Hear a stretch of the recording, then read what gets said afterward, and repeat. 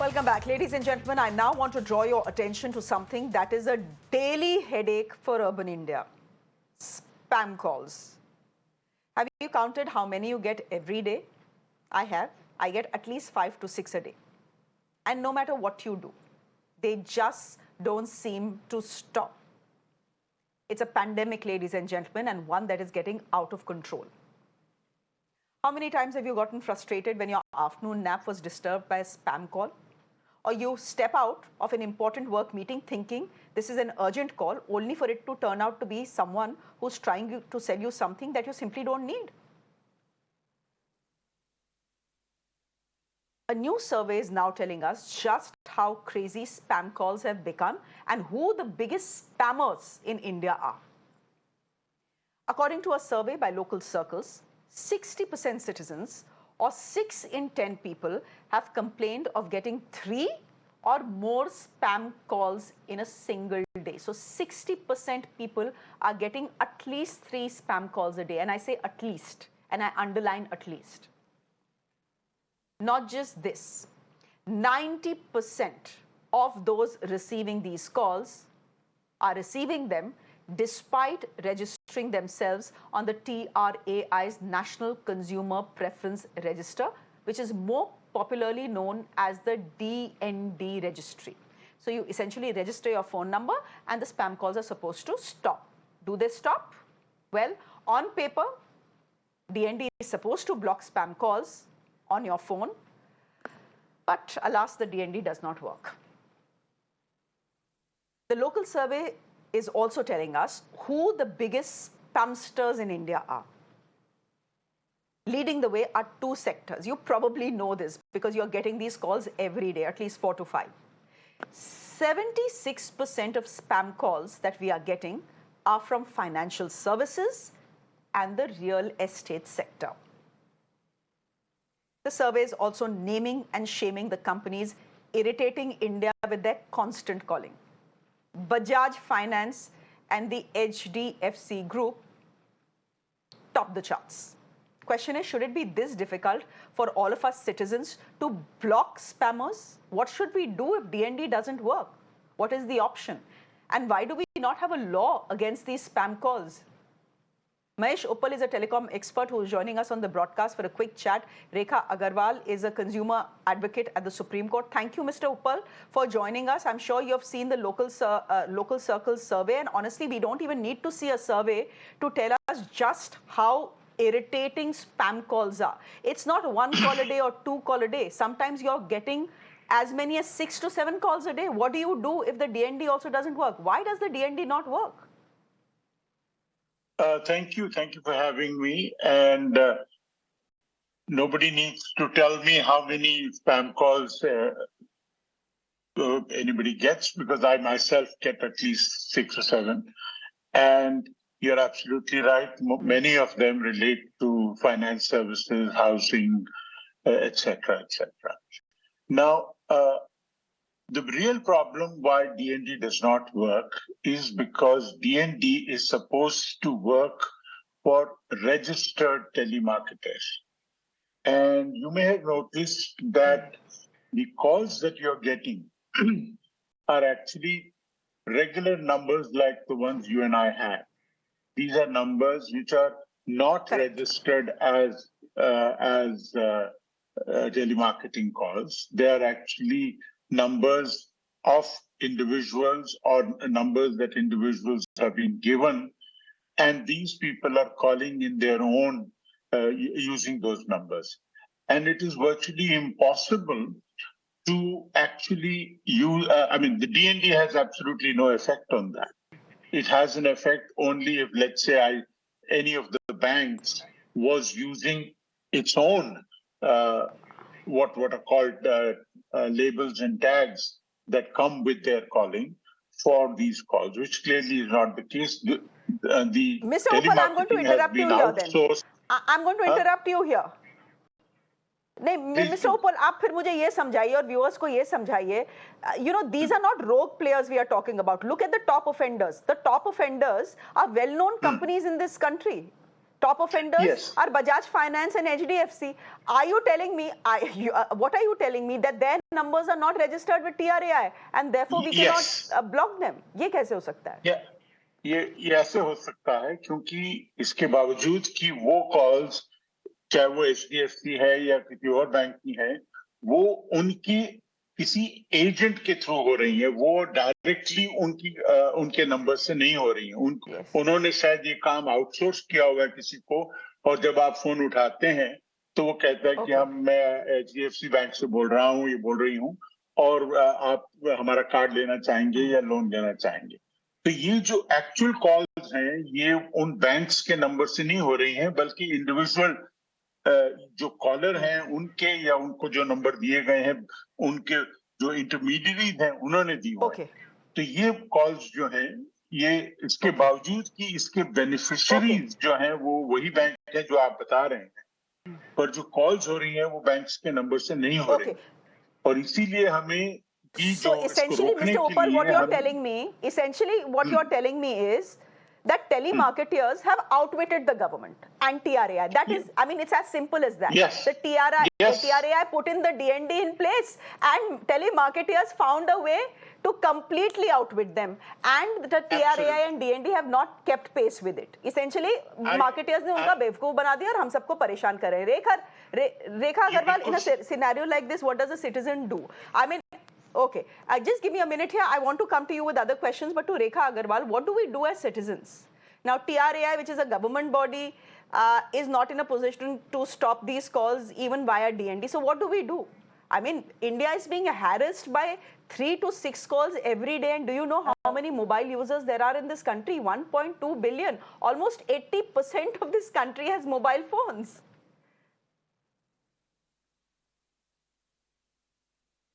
You're absolutely right, and the figures that you're given are mind-boggling. In fact, even as a lawyer myself, during a very serious court hearing, I can hear my phone, vibrating in my coat pocket, and when I come and see the call, it is ultimately a junk caller or a spam caller. And who comes out very sweetly, with some health policy or some insurance, things like that. So as a consumer, as you rightly said, that we do have rights, and under the Consumer Protection Act 2019, earlier we had the Consumer Protection Act of 1986, which has now been, refurbished by the 2019 Act, and both the acts simply say that every consumer has got a right to what we call value for money. So if you're buying any goods or if you're buying any services, then you have a right that you should be satisfied. And if you're not satisfied for the money that you paid, or you're not satisfied with the services that you got, you have a right to make a consumer complaint. And thanks to the policy of the government, we have a scheme which is called the Jago Grahak Jago. So all consumers, who are customers of any, this company, for example, Airtel or Jio or anything like that, they are a customer because they have paid money to get that mobile number in the mobile service, and they are entitled to value for money. They should be satisfied. So therefore, if that mobile company is not helping them, and is in fact becoming a party to the irritable calls that one is totally bogged down with, phone calls and messages, which come like, they just come like lightning, so how do we stop that? So first of all, as the earlier speaker also said, and you also talked about it, we have the helpline, the DND helpline, Do Not Disturb, and in India it is called the NDNC, National Do Not Call helpline, and the number is 1909. So one of the easiest way for any customer to make a complaint is register yourself on this helpline, which is called 1909. Say, I do not want calls from this particular number. In fact, there are 7 categories of, out of which you can either choose to that I don't want calls from any of these 7 categories. For example, it could be real estate, it could be finance, it could be health, it could be education. You can either say that I don't want calls from any of the 7 categories, or you can choose that, okay, I want calls from 1 category or 2 categories, etc. Having said that, as you also said, that does this really help? Unfortunately, no. Despite this, very sweet-sounding 1909 number, it makes it so simple that, okay, I don't want an unsuspected spam caller, a robotic caller, or a junk caller calling me and invading my privacy.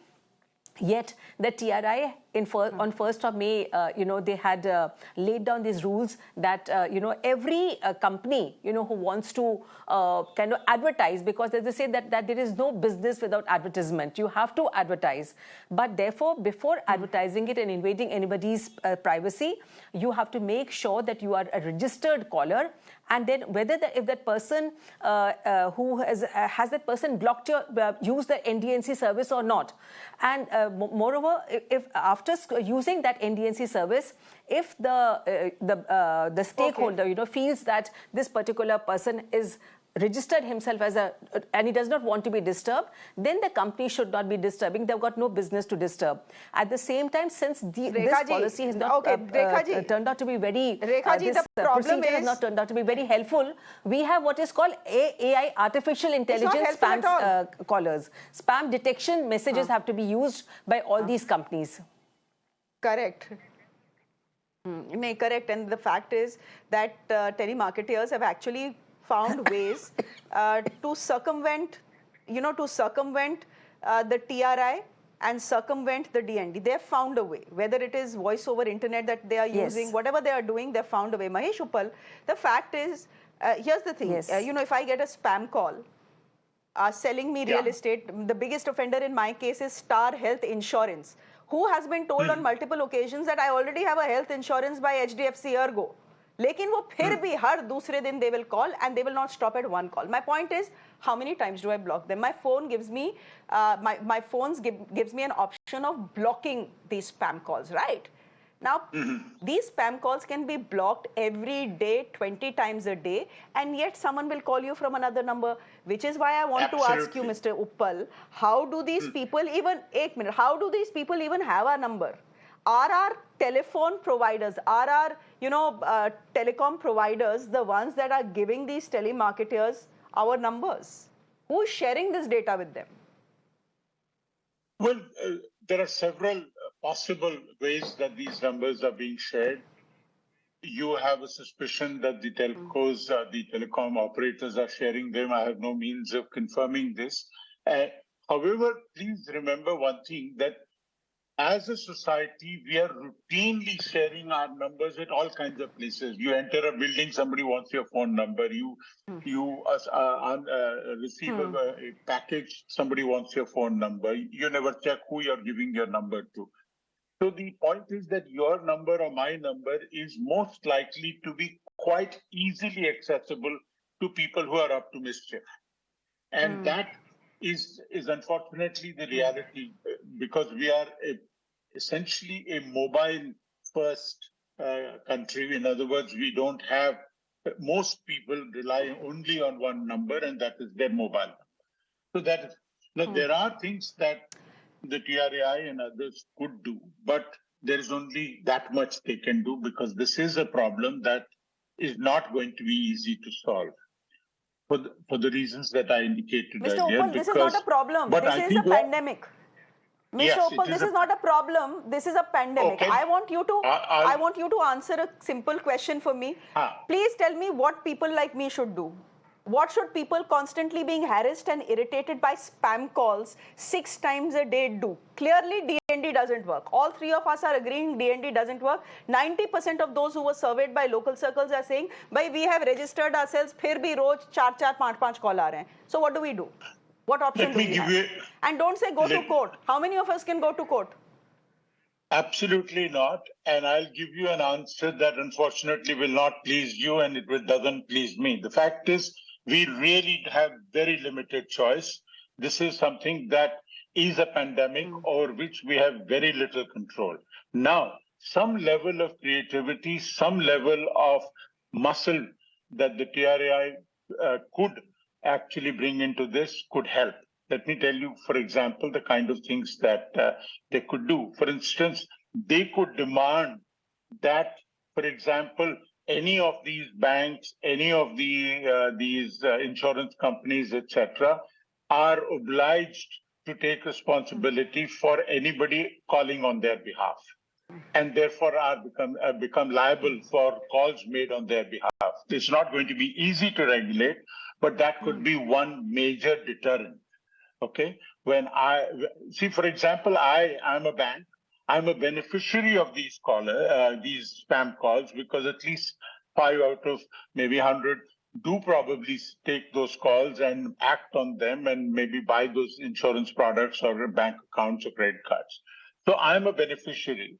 So I should, Okay. in my humble opinion, be expected to take some level of liability if the person who's acting on my behalf directly or indirectly is actually also abusing that Okay. or is actually harassing people. So that could be Okay. one solution. But I Okay. can So also tell essentially, you another thing, that okay.